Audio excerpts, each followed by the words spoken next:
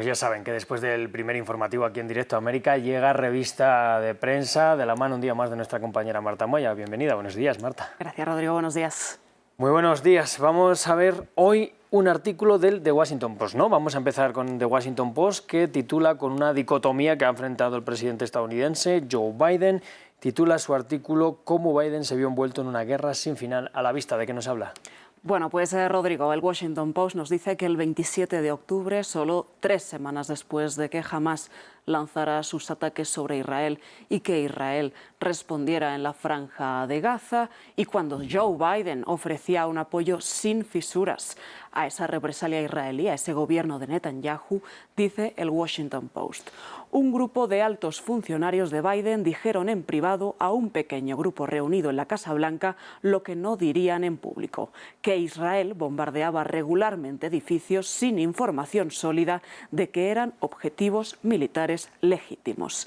Además, nos dice el Washington Post que en esa reunión, según confirman fuentes bajo condición de anonimato al Washington Post, también se debatió la aparente falta de un plan israelí sólido para derrotar a Hamás. Uno de esos funcionarios que habla con el Washington Post ya decía a finales de octubre, recordemos: nunca tuvimos una sensación clara de que los israelíes tuvieran un objetivo militar y definible y alcanzable para aniquilar a Hamás, que recordemos está entre los objetivos principales del gobierno de Netanyahu. El Washington Post nos dice que ese mismo día que hubo esa reunión en la Casa Blanca, recordemos 27 de octubre, salió el portavoz de la Casa Blanca, John Kirby, diciendo que Estados Unidos no estaba imponiendo ninguna línea roja a la campaña militar de Israel.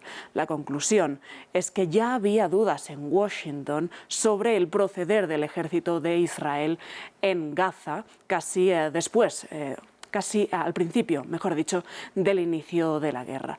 Y entonces, dice el Washington Post, el presidente Joe Biden se ha visto profundamente enredado en una guerra que no desea y que amenaza con convertirse en un elemento definitorio de su mandato. Sus asesores ya reconocen en privado que esto tiene consecuencias y ha causado un daño muy fuerte a Joe Biden, tanto en el interno de Estados Unidos como en su política exterior. Sobre todo en la actualidad, cuando Joe Biden ya utiliza un tono mucho más contundente contra Netanyahu, y que ahora mismo se teme de que ese rol de Estados Unidos, ese rol de influencia, quede un poco desdibujado, ¿no? Por ejemplo, en las últimas semanas, horas, días, cuando Joe Biden le está diciendo a Netanyahu que invadir Rafah sería una línea roja, y Netanyahu sigue adelante con esos planes. Entonces, el Washington Post refleja que la Casa Blanca y esos asesores de Biden temen el rol de influencia de Estados Unidos, que él quede desdibujado.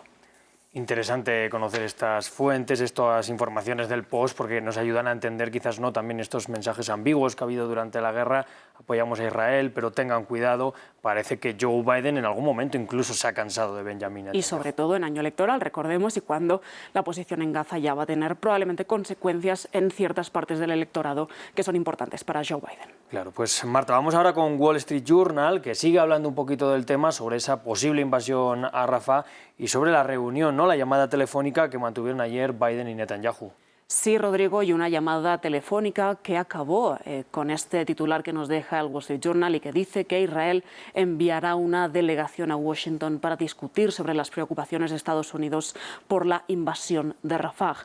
Unas conversaciones que nos dice el Wall Street Journal que podrían empezar a finales de esta misma semana o a principios de la semana siguiente. Estas conversaciones, al calor de esta reunión telefónica que mantuvieron ayer el primer ministro israelí con su homólogo estadounidense, podrían buscar desincentivar que Israel lleve a cabo esta ofensiva, esta invasión terrestre en Rafah, en el sur de Gaza, donde, recordemos, se hacina aproximadamente 1,5 millones de personas y donde una ofensiva militar a gran escala por parte de Israel podría poner en jaque la ayuda humanitaria que llega a través del paso de Egipto, porque en medio sobre todo de las preocupaciones por hambruna que ha hecho la ONU en las últimas horas. Así que importante también esa delegación israelí a Estados Unidos en las próximas horas. Seguiremos muy atentos aquí en France 24 a estos movimientos. Vamos a hablar ahora de Argentina. 100 días ya de Javier Milei en el poder en Argentina, en esa Casa Rosada, y por supuesto los medios hacen eco de ello. Pues sí, Rodrigo, y vamos a empezar por un artículo de opinión del diario.es en su versión argentina, una opinión demoledora que titula "Los 100 de Milei, 100 días de veneno". Es una crítica crudísima de estos primeros 100 días del mandatario de extrema derecha en Argentina, y una opinión que empieza así: este gobierno simula un proyecto coherente en lo abstracto mientras derrama un ácido destructivo en lo concreto. Dice este artículo de opinión del diario.es Argentina que Javier Milei quiere someter al 90% de los argentinos a que la renta financiera sea la lógica dominante en sus vidas, lo que este artículo de opinión tilda de fantasía de teórico economista.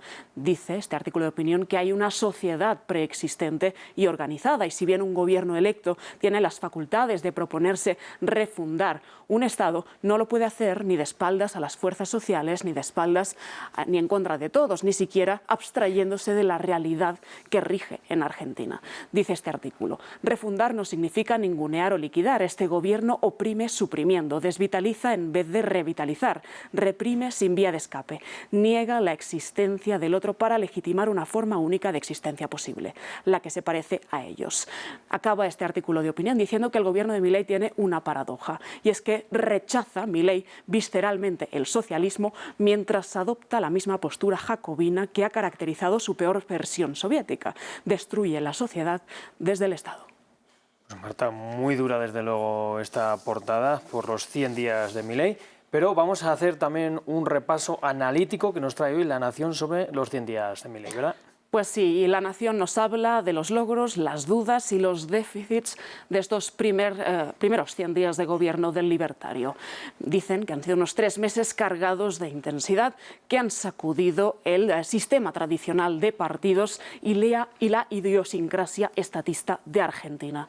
Entre los logros que destaca La Nación que ha hecho Javier Milei están, por ejemplo, la reducción del déficit fiscal, la estabilización del dólar, el protocolo antipiquetes liderado por Patricia Bullrich o la dinamización del mercado de los alquileres. Entre esas políticas que están todavía en veremos, en interrogante, en estos primeros 3 meses de Javier Milei, nos dice La Nación que estarían el retroceso de la inflación, la política de seguridad y el desafío del narcotráfico, o la relación oscilante con los gobernadores de las provincias. También dice que está en veremos esa política exterior, que está más nítida pero con grises con las relaciones con Brasil o China. Y entre las cosas en las que Milei ha fracasado, nos dice La Nación: 1. La falta de una estrategia política para atraer al poder legislativo, ya que tiene minoría en el Congreso. 2. La puesta en marcha de reformas de fondo, precisamente por esa minoría en el Congreso.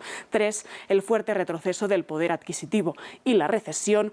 4. Un desorden en su propia gestión. Y 5. La tendencia al conflicto y las hostilidades en redes sociales. Pues Marta, luces y sombra de los primeros 100 días de Milei en el gobierno. Vamos